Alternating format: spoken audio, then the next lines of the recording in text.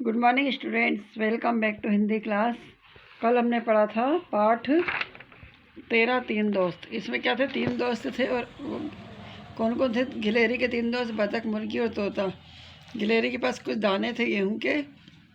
उसने उन तीनों से कहा कि चलो अपन सब मिलकर गेहूं बोते। तो तीनों ने अपने अपने कुछ ना कुछ बहाने बना दिए थे। मुर्गी बोली थी मैं अंडे देने वाली, मैं अंडे से हूँ। बतख बोली थी मैं अपने बच्चों को तैरना सिखा रही हूँ। और तोता बोला था कि मुझे फुर्सत, मैं बीमार हूँ। फिर क्या हुआ, फिर गिलहरी ने उनसे कहा कि चलो गेहूँ फसल काट लेते, तब भी उन्होंने बहाना बना दिया। फिर एक बार और गिलहरी ने कहा कि चलो गेहूँ पीसते हैं, तब भी तीनों ने बहाना बना दिया। तो गिलहरी ने अकेले ने ही सब काम किया था। फिर जब गिलहरी ने गेहूँ पीस के रोटी बनाई तो रोटी को देखकर सबके मन में लालच आ गया। उनको लगा गिलहरी सबसे रोटी खाने का बोलेगी, लेकिन किसी ने भी नहीं कहा। गिलहरी ने उनसे किसी से भी खाना खाने का नहीं कहा। तो तीनों दोस्त पछताए और गिलहरी के पास गए कि और अपने आप में शर्मिंदा हुए कि गिलहरी हमें माफ़ कर दो, हम समझ गए कि मिलजुल कर काम करने में ही आनंद है। अब और फिर तीनों ने आके साथ में गिलहरी के साथ खाना खाया। बतख दौड़कर घर से चटनी लाई, मुर्गी ने आलू की सब्ज़ी बनाई और तोता अमरूद लाया। सबने मिलकर रोटी सब्ज़ी और चटनी खाई। चलिए अब इसके शब्द अर्थ शुरू करते हैं। दोस्त मतलब होता है मित्र, सहायता मतलब मदद, फसल मतलब खेत की पैदावार, आनंद मतलब खुशी, फुर्सत मतलब खाली समय, और ललचाना मतलब कोई चीज़ देखकर उसे पाने का मन करना। श्रुतलेख तो आपको पता ही है, जो बिना देखे शब्द लिखे जाते हैं उनको क्या बोलते हैं? श्रुतलेख। तो गिलहरी, फुर्सत, सहायता, मदद, मिलजुल कर,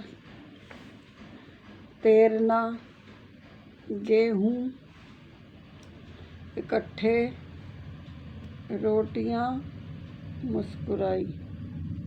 अब मौखिक प्रश्नों के उत्तर देना है। निम्नलिखित प्रश्नों के मौखिक उत्तर दिए। मुझे फुर्सत नहीं है, ये वाक्य किसने कहा था? ये वाक्य कहा था बतख ने। इसने ये क्यों कहा था? क्योंकि उससे गिलहरी ने, ये वाक्य बतख ने गिलहरी से कहा था। क्यों कहा था? क्योंकि गिलहरी ने उससे कहा था कि चलो हम मिलके फसल बोते हैं, हमें माफ़ कर दो, हम समझ गए हैं। कौन किससे माफ़ी मांग रहा है? गिलहरी, बतख और तोता। मुर्गी, बतख और तोता गिलहरी से माफ़ी मांग रहे हैं। उन्होंने क्या गलती की थी? उन्होंने ये गलती की थी कि उन्होंने गिलहरी की मदद नहीं करी थी। अब उनकी समझ में क्या आया था? अब उनकी समझ में आया था कि मिलजुल कर काम करने का एक अलग ही मज़ा होता है।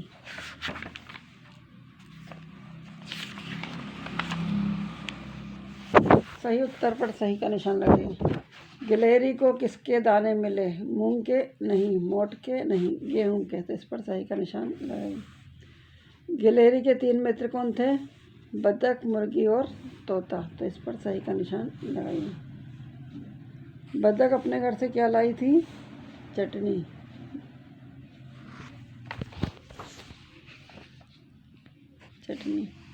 तोता क्या लाया था? अमरूद। काम करने में बहुत मज़ा आता है। कैसे काम करने में? मिलजुल कर। तो इस पर सही का निशान है। अब वाक्यों को पूरा देखिए। दोस्त, आनंद, अमरूद, बाजार और बीमार। मैं बीमार हूँ, तुम्हारी मदद नहीं कर सकता। तो यहाँ पर क्या आएगा? बीमार। बतख बाजार जा रही थी।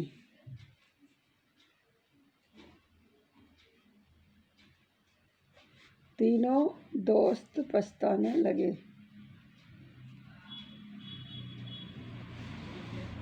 मिलजुल कर काम करने में ही आनंद आता है।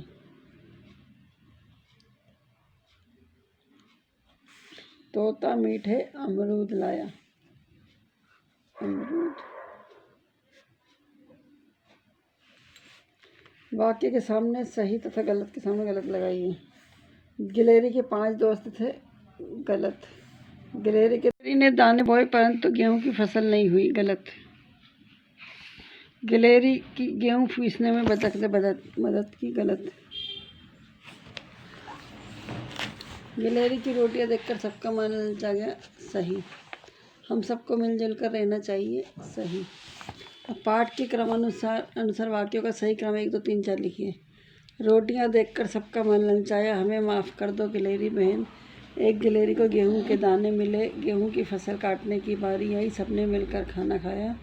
गिलहरी ने अकेले ही गेहूं की फसल काटी। तो सबसे पहले क्या था, गिलहरी को कुछ दाने मिले, तो यहाँ पर क्या लिखेंगे, नंबर 1। इसके बाद गेहूं की फसल काटने की बारी आई, तो ये दूसरा नंबर। गिलहरी ने अकेले ही गेहूं की फसल काटी और पीसी, नंबर 3। फिर है रोटियां देखकर सबका मन ललचाया, नंबर 4। हमें माफ़ कर दो गिलहरी बहन, ये नंबर 5। सबने मिलकर खाना खाया, नंबर 6।